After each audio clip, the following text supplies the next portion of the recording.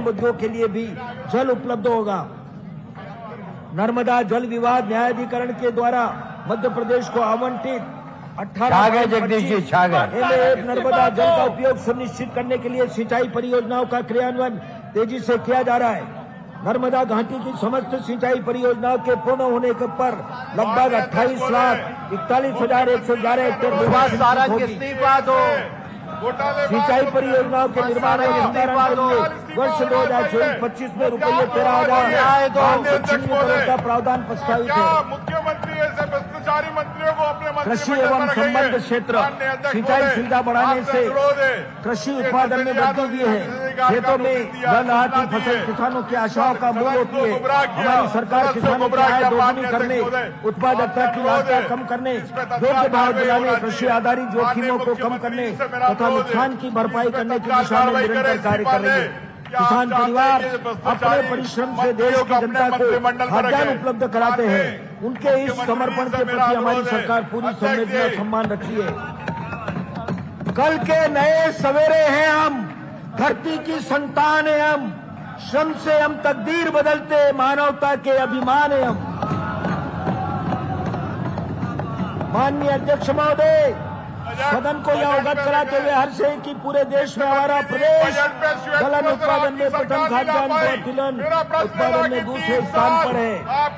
प्रदेश के किसानों के इस सफल प्रयासों के परिणाम स्वरूप खरीफ 2023 में प्रदेश का कुल उत्पादन 300 लाख मीट्रिक टन रहा और रबी वर्ष 2023-24 में कुल उत्पादन 313 लाख मीट्रिक टन अनुमानित है। भ्रष्टाचार बंद करो। श्री अन्न उत्पादन को प्रोत्साहन करने के उद्देश्य से मध्य प्रदेश राज्य मिलेट मिशन गठित किया है। राज्य सरकार द्वारा श्री अन्न के युवाओं को न्याय दो, वृद्धि के लिए किए जा रहे हैं। कोदो कुटकी पर 10 रुपये की अतिरिक्त राशि भी दी जाएगी। अन्य अनुसंधान केंद्र की स्थापना प्रस्तावित है। गुणवत्ता के परीक्षण एवं सुधार के लिए मिट्टी परीक्षण प्रयोगशालाओं को कृषक उत्पादक संगठनों एवं कृषि स्नातक उद्यमियों के माध्यम से संचालित करने का नवाचार किया जा रहा है। इससे एक और जहां कृषि उत्पादन में वृद्धि होगी, वहीं दूसरी ओर इन प्रयोगशालाओं से कृषि क्षेत्र में शिक्षित युवाओं को स्वरोजगार भी उपलब्ध होगा। इस योजना में विगत वर्ष में के बजट प्रावधान में 5 गुना वृद्धि करते हुए 2024-25 में 50 करोड़ का प्रावधान। 4 किलोमीटर पानी लेने जाना पड़ रही महिलाओं को। कृषि क्षेत्र में अनुसंधान को बढ़ावा देने के क्रम में जिला उज्जैन में चना तथा ग्वालियर में सरसों अनुसंधान संस्थान की स्थापना प्रस्तावित है। अनुसूचित जाति एवं जनजाति के 1 हेक्टेयर तक के भूमिधारकों को 5 हार्स पावर तक के विद्युत पंप उद्योग पर निःशुल्क विद्युत आपूर्ति तथा अटल कृषि ज्योति योजना अंतर्गत 10 हार्स पावर तक के किसानों को ऊर्जा प्रभार में सब्सिडी दी जा रही है।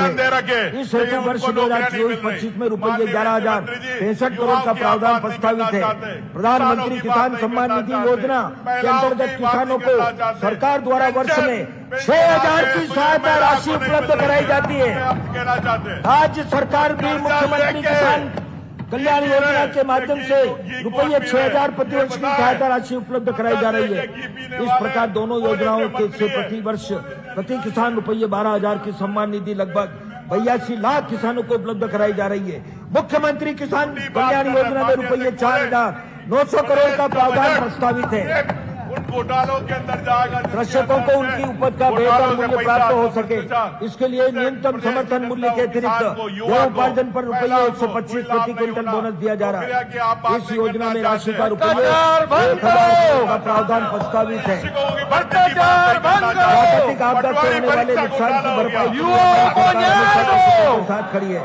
प्रधानमंत्री अंतर्गत खरीद 2023 में 56,70,000 की रबी एवं रबी 2023-24 में 80,96,000 कृषि बीमित है। 2024-25 में इस योजना के अंतर्गत रुपये 2,000 करोड़ का प्रावधान प्रस्तावित है।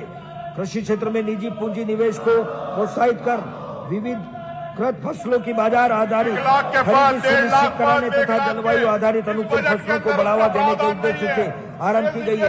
फसल विविधीकरण योजना अंतर्गत वर्ष 24-25 के बजट में रुपये 20 करोड़ की राशि प्रस्तावित है। कई लोग बैकलॉग की भर्ती के लिए किसानों को 0% ब्याज पर अल्पकालीन फसल बीमा योजना कराए जाने के उद्देश्य से बजट में रुपये 600 करोड़ का प्रावधान प्रस्तावित है। इस योजना से लगभग 32 लाख से अधिक कृषक लाभान्वित हो रहे हैं। प्राकृतिक खेती, जलवायु परिवर्तन की चिंताओं को कम करने के लिए पर्यावरण पुनर्स्थापना जैसे लाभों के अलावा किसानों की आय बढ़ाने का अवसर प्रदान करती है। यह पद्धति मिट्टी की जैव विविधता में सुधार करने में मदद करती है। प्राकृतिक खेती प्रोत्साहन एवं विस्तार के लिए वर्ष 2024-25 में रुपये 30 करोड़ का प्रावधान प्रस्तावित है। प्रधानमंत्री गरीब कल्याण अन्न योजना अंतर्गत 5 करोड़ 37 लाख हितग्राहियों को निःशुल्क खाद्यान्न उपलब्ध कराया जा रहा है। प्रधानमंत्री उज्ज्वला योजना में अब तक लगभग 89 हितग्राहियों को निःशुल्क गैस कनेक्शन उपलब्ध कराया गया है। गरीबी रेखा से नीचे जीवन यापन करने वाले ऐसे हितग्राही जो प्रधानमंत्री उज्ज्वला योजना के लाभ से वंचित रह गए हैं, उन्हें राज्य सरकार की गैर उज्ज्वला योजना के अंतर्गत शामिल किया गया है। इन दोनों योजनाओं में वर्ष 2024-25 के लिए राशि रुपये 520 करोड़ का प्रावधान। सहकार से सहमति की परिकल्पना को साकार करने हेतु हमारी सरकार निरंतर प्रयासरत है। वर्ष 23-24 में किसानों को रुपये 19,946 करोड़ का फसल ऋण भी वितरण किया गया है, जो कि वर्ष 22-23 की तुलना में रुपये 1,490 करोड़ अधिक है। वर्ष 2024-25 में 23,000 करोड़ फसल ऋण वितरण का लक्ष्य है। पशुपालकों एवं गौ संवर्धकों के विकास एवं संरक्षण के लिए हमारी सरकार सदैव कृत संकल्पित रही है। पशुपालकों एवं गौ संवर्धन से संबंधित योजनाओं में पिछले वर्ष के बजट प्रावधान रुपये 335 करोड़ की तुलना में 2024-25 में 76% वृद्धि करते हुए 590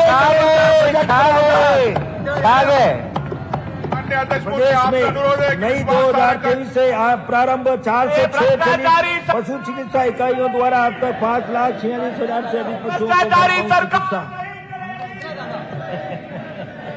सुविधा उपलब्ध कराई गई है। चलित पशु कल्याण सेवा योजना में रुपये 82 करोड़ की राशि प्रस्तावित है। मध्य प्रदेश के दुग्ध उत्पादकों की आय में वृद्धि सुनिश्चित करने के उद्देश्य से माननीय मुख्यमंत्री जी की प्रेरणा से नवीन योजना मुख्यमंत्री सहकारी दुग्ध उत्पादक प्रोत्साहन योजना प्रारंभ की जा रही है। योजना अंतर्गत दुग्ध उत्पादकों को सहकारी समितियों के माध्यम से संगठित कर दूध उपार्जन दर के अतिरिक्त प्रति लीटर के मान से प्रोत्साहन राशि उपलब्ध कराई जाएगी। योजना अंतर्गत प्रारंभिक रूप से 150 करोड़ का प्रावधान प्रस्तावित है। प्रदेश में कुल 2,190 गौशालाओं का संचालन किया जा रहा है। इन गौशालाओं में लगभग 3 लाख गौ वंश का पालन हो रहा है। गौशालाओं में पशु आहार के लिए उपलब्ध कराई जाने वाली राशि प्रति गौ वंश प्रतिदिन रुपये 20 को दोगुना करके 40 किया जा रहा है। इस योजना में लगभग 3 गुना वृद्धि करते हुए 2024-25 के बजट में रुपये 250 करोड़ का प्रावधान 2024-25 में गौवंश रक्षा के रूप में भी मनाया जा रहा है। कृषकों की आय में वृद्धि करने के लिए उद्यानिकी सेक्टर अत्यंत महत्वपूर्ण है। प्रधानमंत्री सूक्ष्म खाद्य उद्यम योजना के महत्वपूर्ण घटक जैसे सूक्ष्म सिंचाई, फसल विस्तार, संरक्षित खेती, बागवानी, मधुमक्खी पालन जैसी इकाइयों की स्थापना हेतु हमारी सरकार विशेष ध्यान दे रही है, जिससे सम्मानजनक जीविकोपार्जन के अवसर उत्पन्न हो रहे हैं। किसानों की आय में वृद्धि करने के में खाद्य प्रसंस्करण का भी महत्वपूर्ण योगदान है। प्रदेश की उद्योग संवर्धन नीति अंतर्गत खाद्य प्रसंस्करण इकाइयों को विशेष पैकेज दिया जा रहा है। सामान्यतः उद्योगों को दी जाने वाली पूंजीगत सहायता की तुलना में इन इकाइयों को 1.5 गुना पूंजीगत सहायता दी जा रही है। इसके अतिरिक्त खाद्य प्रसंस्करण उद्योगों को 5 वर्षों तक मंडी शुल्क में 100% तथा विद्युत टैरिफ में रुपये 1 प्रति यूनिट की छूट भी दी जा रही है। प्रदेश में उपलब्ध 4,42,000 हेक्टेयर जल क्षेत्र में से 4,40,000 हेक्टेयर जल क्षेत्र मछली पालन अंतर्गत लाया जा चुका है। वर्ष 2023-24 में 3,82,000 मैट्रिक टन मत्स्य उत्पादन तथा लगभग 215 करोड़ मत्स्य बीज का उत्पादन किया गया है, जो अब तक का सर्वाधिक है। मुझे यह अवगत कराते हुए प्रसन्नता है कि अहमदाबाद में आयोजित ग्लोबल फिशरीज कॉन्फ्रेंस में प्रदेश के सिवनी जिले को बेस्ट इनलैंड डिस्ट्रिक्ट का प्रथम पुरस्कार तथा बालाघाट जिले की सरस्वती मछुआरा सहकारी समिति को मछुआरा सहकारी समिति की श्रेणी में वित्तीय पुरस्कार प्राप्त हुआ है। कृषि एवं संबद्ध क्षेत्र के लिए वर्ष 2024-25 में रुपये 66,000 66,000 का प्रावधान, जो गत वर्ष की तुलना में 23% अधिक है। स्वास्थ्य सुविधाओं का विस्तार एवं उन्नयन, स्वास्थ्य मानव जीवन की पूंजी है। हमारी सरकार स्वास्थ्य सुविधाओं में निवेश को निरंतर बढ़ा रही है। मैंने अपने पिछले भाषण में कहा था कि हमारी सरकार प्रदेश में इंडियन पब्लिक हेल्थ स्टैंडर्ड के मापदंडों को लागू करेगी। सदन को अवगत कराते हुए मुझे प्रसन्नता है कि इन मापदंडों के पालन की दिशा में हमारी सरकार ने 46,000 से अधिक नवीन पदों का सृजन किया है। आगे जगदीश भाई 46,000 पद। व्यापक पहुंच हो, इसके लिए संस्थागत व्यवस्था को भी मजबूत बनाया गया है।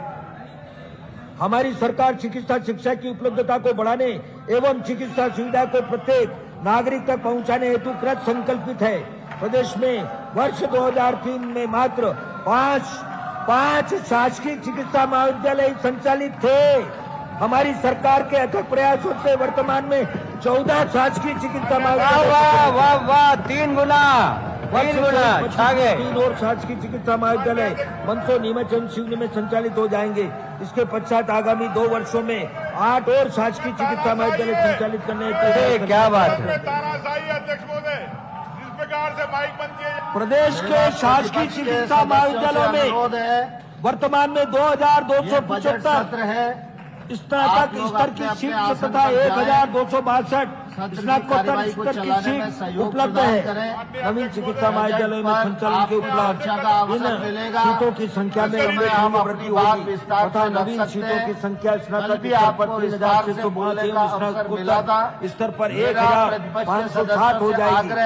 हमारी सरकार द्वारा समाज के सभी वर्गों को बेहतर चिकित्सा सुविधा उपलब्ध कराने की दृष्टिगत रखते हुए आयुष्मान भारत योजना का दायरा और अधिक विस्तृत किया है। इस योजना अंतर्गत अब तक लगभग 1 करोड़ 8 लाख परिवारों के 4 करोड़ 1 लाख सदस्यों के आयुष्मान कार्ड बनाए जा चुके हैं। उल्लेखनीय कार्य नहीं आयुष्मान हितग्राहियों के लिए नवीन हेल्थ बेनिफिट पैकेज 2022 लागू किया गया है। इसमें पूर्व की 1,670 चिकित्सा प्रक्रियाओं को विस्तारित करते हुए अब 1,952 प्रक्रियाओं के अंतर्गत हितग्राहियों को लाभान्वित किया जा रहा है। राज्य में अब 1,000 से भी अधिक चिकित्सालयों को योजना के अंतर्गत संबद्ध किया गया है। इस योजना हेतु कुल राशि रुपये 1,381 करोड़ का प्रावधान प्रस्तावित है, जो 45% अधिक है। हमारी सरकार राज्य के नागरिकों की निःशुल्क जांच सुविधा उपलब्ध कराने हेतु निरंतर प्रयासरत है।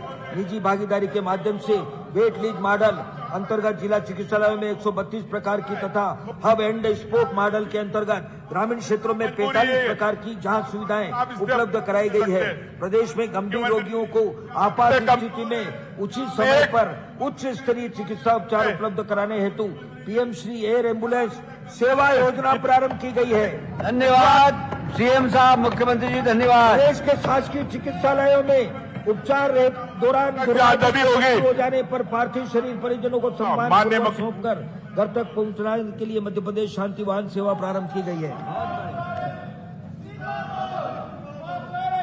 आयुष चिकित्सा पद्धति से उपचार की सुविधा को प्रदेश में विस्तारित किया जा रहा है। वर्ष 23-24 में 1 करोड़ 37 लाख जनसंख्या का आयुष पद्धति से उपचार किया गया है। प्रदेश में बालाघाट, शहडोल, सागर, नर्मदापुरम एवं मुरैना में आयुर्वेद चिकित्सा प्रारंभ किए जाएंगे।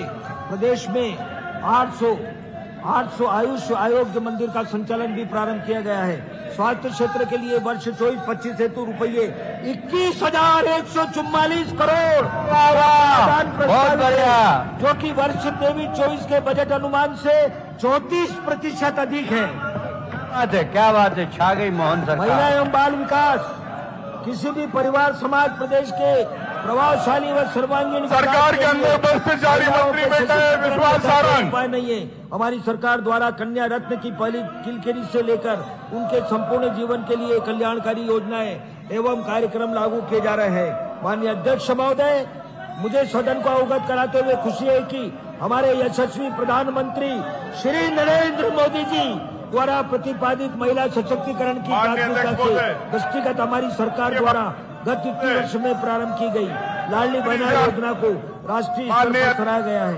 कई राज्य इस योजना को अंगीकृत कर रहे हैं। मुख्यमंत्री प्रदेश की सबसे बड़ी बेनिफिट ट्रांसफर DBD योजना है। लाडली लक्ष्मी योजना अंतर्गत योजना प्रारंभ 48,03,000 बालिकाओं को लाभान्वित किया गया है। प्रदेश की लाडली लक्ष्मियों के आत्मनिर्भर बनाने एवं उनकी उच्च शिक्षा सुनिश्चित करने की परिकल्पना को यह योजना साकार कर रही है। हमारे प्रदेश के नौनिहाल हमारे देश का सुनहरा भविष्य बनेंगे।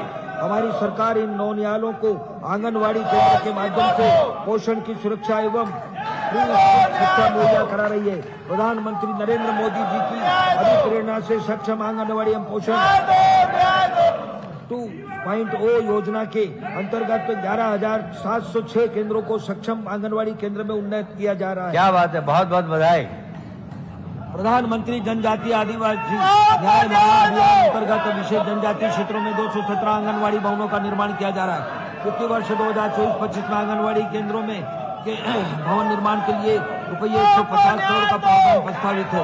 हमारी सरकार प्रदेश की महिलाओं को गरिमा पूर्ण जीवन उपलब्ध कराने के लिए प्रतिबद्ध है। लाडली लक्ष्मी एवं लाडली बहना योजना से हमारी बहन बेटियां न केवल अपनी छोटी छोटी आवश्यकताओं को पूरा करने में समर्थ होंगे, बल्कि बैंकिंग प्रणाली से जुड़ने का अवसर पाकर उनमें वित्तीय जागरूकता का संचय भी हो रहा है। महिलाओं को आर्थिक रूप से सशक्त आत्मनिर्भर बनने, परिवार के निर्णय में उनकी सशक्त भूमिका और सामाजिक सम्मान में वृद्धि सरकार के प्रयासों को फलीभूत कर रही है। इन योजनाओं के सफल क्रियान्वयन का भी परिणाम है कि प्रदेश में